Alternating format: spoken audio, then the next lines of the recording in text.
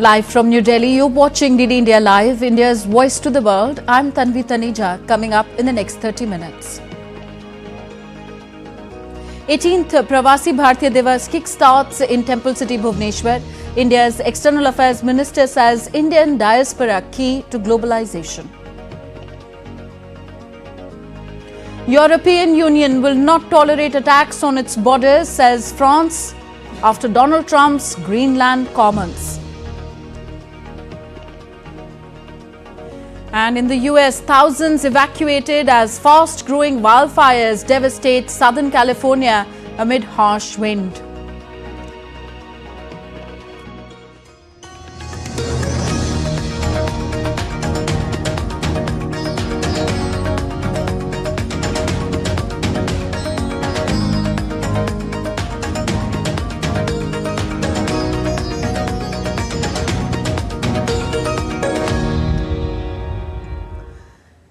India's Prime Minister Narendra Modi is in the coastal state of Andhra Pradesh, where he received a warm welcome by hundreds and thousands who gathered upon his arrival in the city of Visakhapatnam. A sea of people came together to meet Prime Minister during his roadshow in the city. The Prime Minister of India was accompanied by State Chief Minister N. Chandrababu Naidu and Deputy Chief Minister Pawan Kalyan.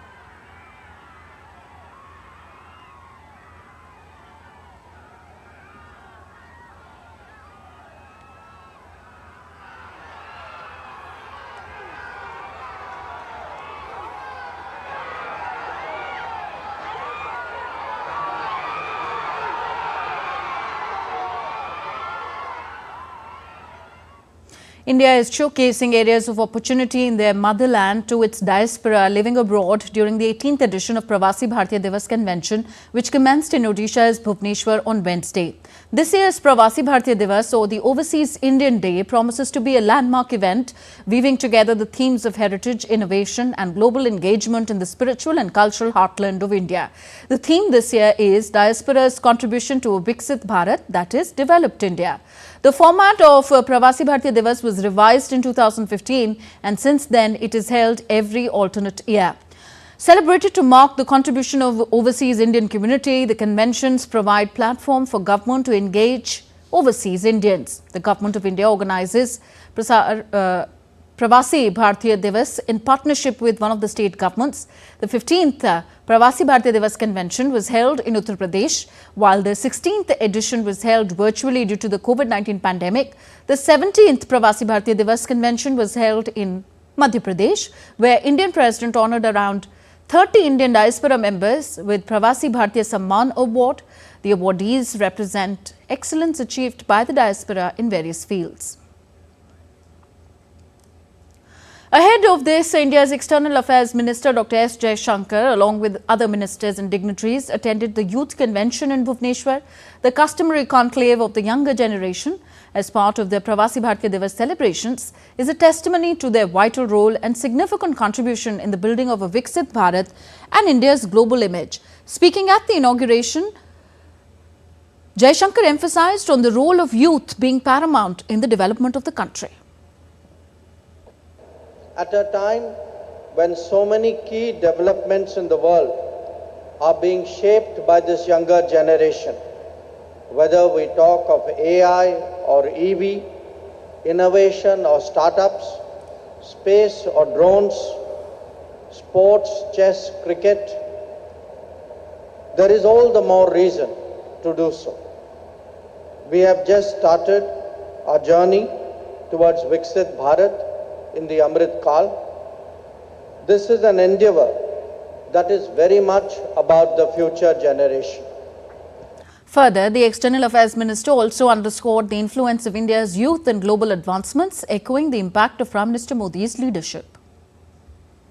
An observation by a famous Indian badminton player, PV Sindhu, on why Prime Minister Modi is a youth icon.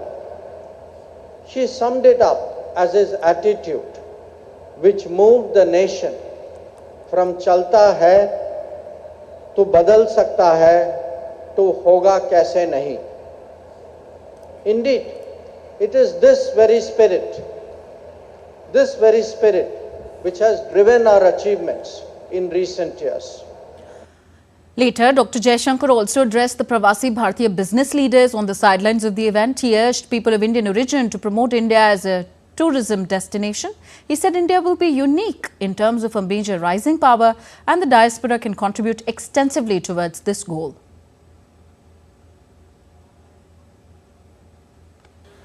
India will be unique in terms of a major power rising, which has actually is using and will continue to use its diaspora as a very important pathway for its globalization and for its rise in the international order.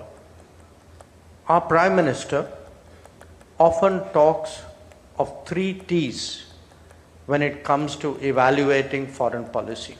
The 3 T's are trade, technology, and tourism. Trade with and from Odisha, technology and tourism. These are really very important dimensions of what this state has to offer. On Thursday, Prime Minister Narendra Modi will be inaugurating the 18th edition of the Pravasi Bharatiya Divas Convention. The Overseas Indian Day is being organized since 2003 to celebrate the contribution of the Indian diaspora to the growth and development of the nation. Chief guest of the event, the President of Trinidad and Tobago, Christine Carla Kangaloo, will be addressing the convention virtually. Prime Minister Modi will also virtually flag off the first special tourist train for the Indian diaspora, the Pravasi Bharatiya Express. The train will depart from Nizamuddin railway station in Delhi, covering multiple destinations of tourist and religious importance. President Draupadi Murmu will address the valedictory session of the Pravasi Bharatiya Divas Samman on Friday. The President will confer the Pravasi Bharatiya Samman Award to the overseas Indians to recognize their outstanding achievements both in India and abroad. On the occasion of Pravasi Bharatiya Divas 2025, renowned sand artist Sudarshan Patnaik showcased his sand art at the Janta Maidan in Bhubaneswar. He said that this is a tribute to all delegates and esteemed guests, including Prime Minister Narendra Modi. India's Defence Minister Rajnath Singh and his Maldivian counterpart Mohammad Ghassan Mamoon held delegation-level talks in New Delhi on Wednesday. During the talks, the two leaders reviewed the various facets of bilateral defence cooperation, including training, regular exercises, defence projects, workshops and seminars to enhance the capability of the Maldives National Defence Forces, as well as supply of defence equipment and stores. Top military brass from both sides participated in the meeting. In his opening remarks, the Defence Minister of India declared all military cooperation to Maldives and spoke about the strong historic bonds the two nations cherish.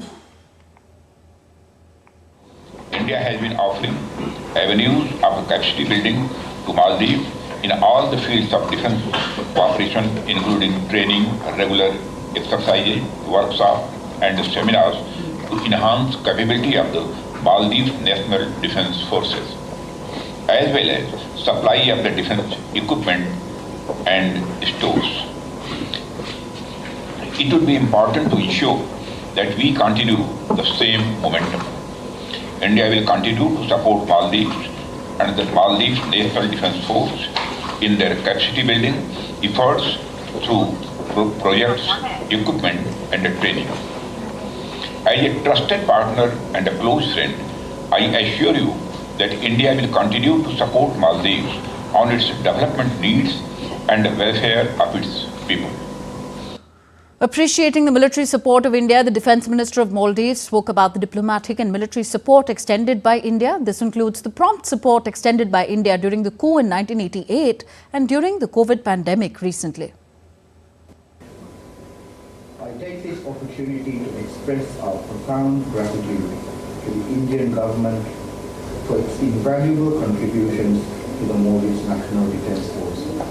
Following the tragic events of November 3, 1988, India's swift and decisive support helped us preserve our nation's sovereignty during a time of crisis.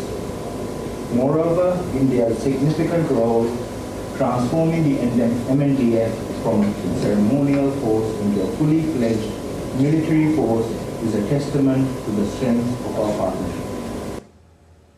In a developing news coming in, US President-elect Donald Trump is considering declaring a national economic emergency to provide legal justification for a series of universal tariffs on allies and adversaries, CNN reported on Wednesday, citing sources familiar with the matter.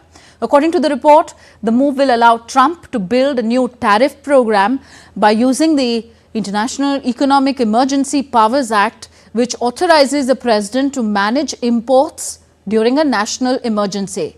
Trump, a Republican who will take office on January 20th, has vowed to impose tariffs of 10% on global imports into the US, along with a 60% tariff on Chinese goods. He has also said he would impose a 25% tariff on Canadian and Mexican imports on his first day in office. Earlier, Donald Trump declined to rule out military or economic action as part of his desire to have the US take control of Greenland as well as the Panama Canal, calling both critical to American national security. Greenland, which has a population of just 57,000, is the world's largest island and is a strategically important part of the Arctic region. It has wide-ranging autonomy, but its economy is largely dependent on subsidies from Copenhagen, and it remains part of the Kingdom of Denmark.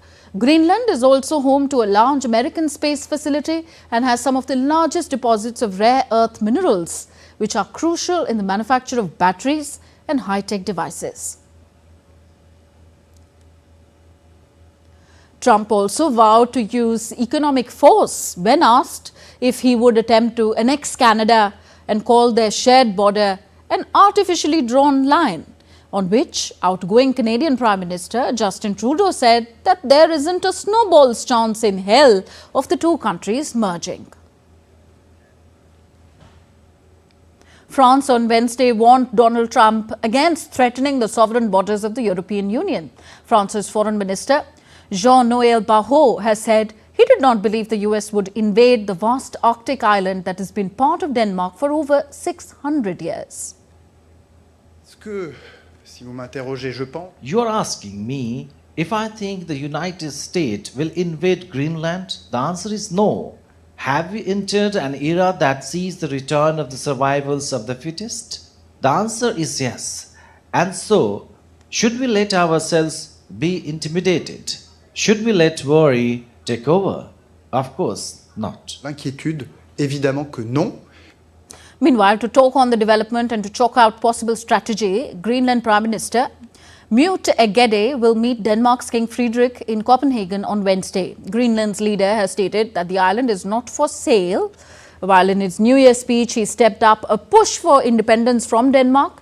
Denmark also says that the territory is not for sale and that its fate can be decided only by Greenlanders. In 2019, Trump cancelled a planned visit to Denmark after Prime Minister Mette Frederiksen rebuffed his idea of US purchasing Greenland. Greenland has been part of Denmark for over 600 years and now controls most of its own domestic affairs as a semi-sovereign territory under Danish realm. Elon Musk's meddling in European affairs in countries like the UK and Germany has sparked a debate about political interference, freedom of expression, and the influence of tech giants. In Germany, Musk supported the far-right party and is expected to meet its leader this week on an online talk on X.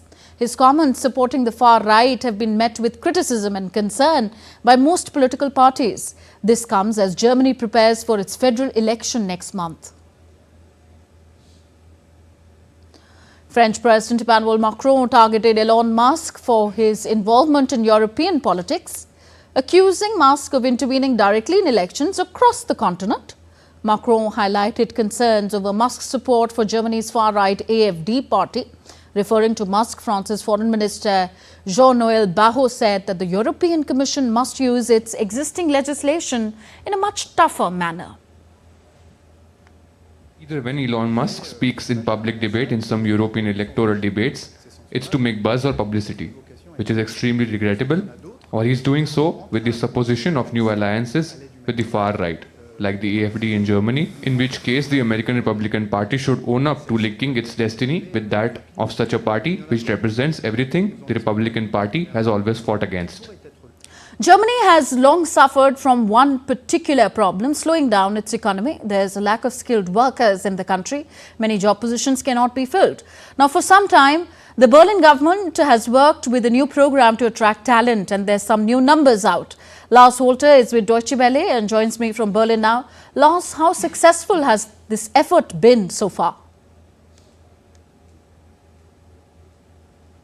Well, it has brought a few thousand people here already, but that is per se a success. But the numbers are actually not quite as high as some had expected. In some months, there were actually just a few hundred applications to process, whereas the government had expected 2,500 per month. So there seems to be room for improvement.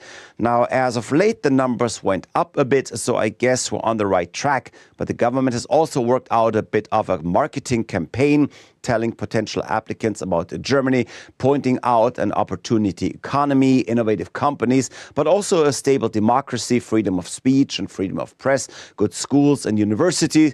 Well, if you allow me, there are many good reasons to come and work here. So it'll be interesting to see how many more people the country can attract. One thing is certain, Germany needs immigration to fight some demographic changes and keep its economy firing. Thank you, Lars. Lars Holter reporting from DW, Berlin. US Defense Secretary Lloyd Austin has arrived at the Ramstein Air Base in Germany to host the Ukraine Defense Contact Group meeting. Senior military officials from around the globe are gathering to discuss the ongoing support for Ukraine. Austin's visit coincides with remarks from US President-elect Donald Trump calling for increased NATO spending and expressing interest in Greenland. Shifting focus to South Korea now, where suspended President Yoon Suk-yeol faces a new and potentially more robust attempt to arrest him on insurrection charges after a top investigator vowed to do whatever it takes to break a security blockade and take in the impeached leader. Protesters, both supporting and opposing embattled Yoon, continued to brave freezing temperatures to stage rallies on the streets around the presidential compound on Wednesday after the court reissued an arrest warrant for Yoon on Tuesday. Yoon is under criminal investigation for insurrection over his December 3rd martial law bid that stunned South Korea and led to the first arrest warrant to be issued for a sitting president. He is also involved in a separate constitutional court trial over his December 14th impeachment for violating his constitutional duties with late-night martial law declaration. Parts of US deal with disasters of extreme kinds. In the West, Los Angeles, city of California, declared a state of emergency on Wednesday as ferocious wildfire exploded from 10 acres to more than 2,900 acres in hours. The wildfire in the suburb impacted around 13,000 buildings and sparked panicked evacuations of over 30,000 people. The fire has intensified, doubling in size within 24 hours, aided by the high winds that weather officials have called life-threatening and destructive, with isolated wind gusts potentially reaching up to 100 miles per hour in some areas. These winds are forecast to remain high, perhaps reaching 129 to 160 kilometers per hour over the higher ground and fanning the flames down towards the more populated areas around Los Angeles. Although wildfires are a common phenomenon in California, but this fire is unsettling because it's affecting more populated areas. In a bit of relief, the weatherman says cooler temperatures and more humid air are expected in the region, potentially aiding efforts to slow the fire's advance. Still to come on this edition of DD India Live. One body has been recovered as efforts to rescue the trapped miners resume in India's Assam. And rehearsals for the 77th Indian Army Day Parade are in full swing in Pune in the Indian state of Maharashtra.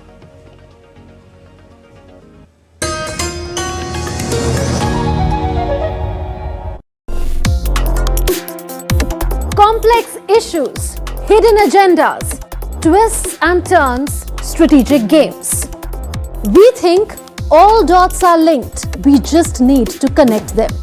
Join me every week as I connect the dots to unravel hidden designs in statecraft, mysteries, and decode issues that matter to you. Watch Connecting the Dots with me at these times on DD India.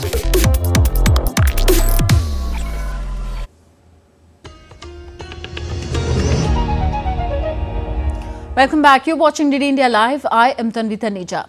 Over 400 people trapped by rubble in earthquake-stricken Tibet have been rescued by thousands of rescuers on Wednesday. At least 126 people were known to have been killed and 188 injured on the Tibetan side.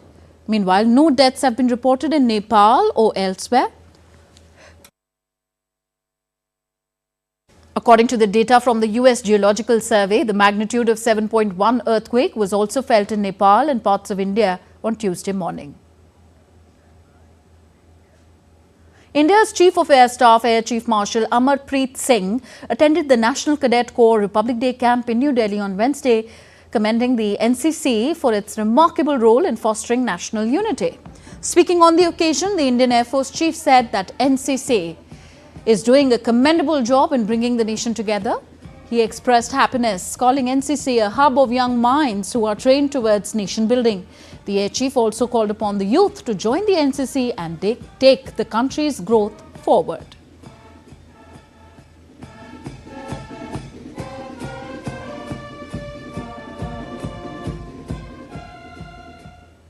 What I see here is future of India.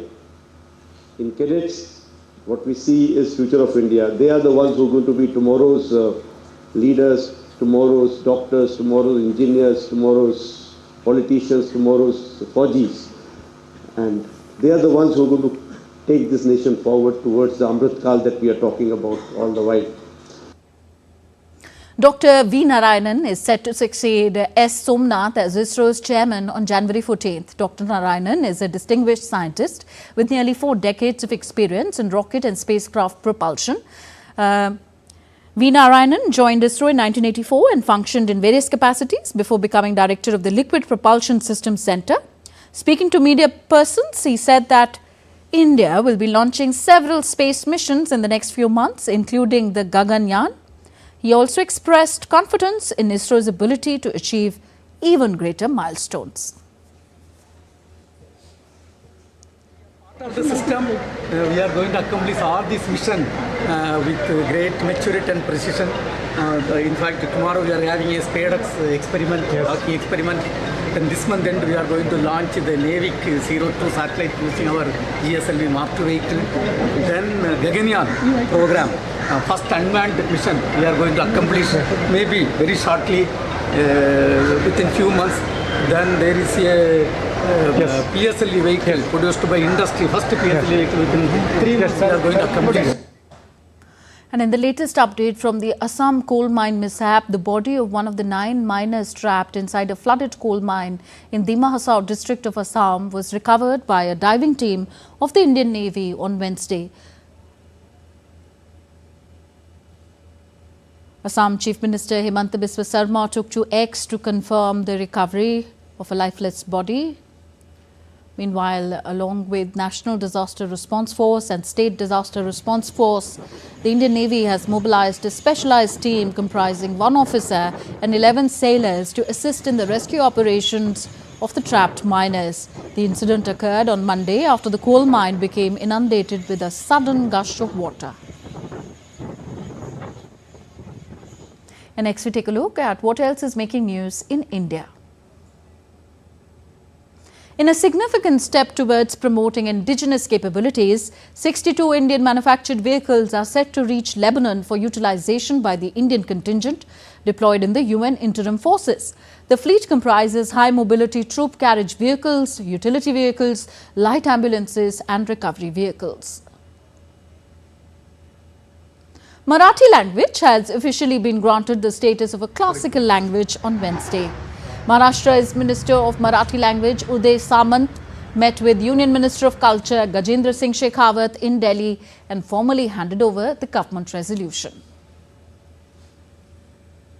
Rehearsals for the 77th Indian Army Day Parade are in full swing at Pune in the Indian state of Maharashtra. This year, among the highlights is the Women Agniveer contingent, symbolizing the increasing role of women in the armed forces. The Indian Army will celebrate the 77th Army Day on January 15th in Pune. Prayagraj, one of the sacred pilgrimage sites in North India, is getting up for the Mahakumbh, which is set to begin on the 13th of this month. Celebrated after every 12 years, the Mahakumbh fair attracts millions of devotees and travellers from across the globe, all seeking salvation and spiritual renewal. India's Minister for Information and Broadcasting, Ashwini Vaishnav, launched a special song of Akashvani and Doordarshan dedicated to Mahakumbh 2025. We'll leave you with this very special song. Thank you for tuning in. Namaskar. Mahakumbh, Jai Mahakumbh, Jai Mahakumbh, Jai Mahakumbh.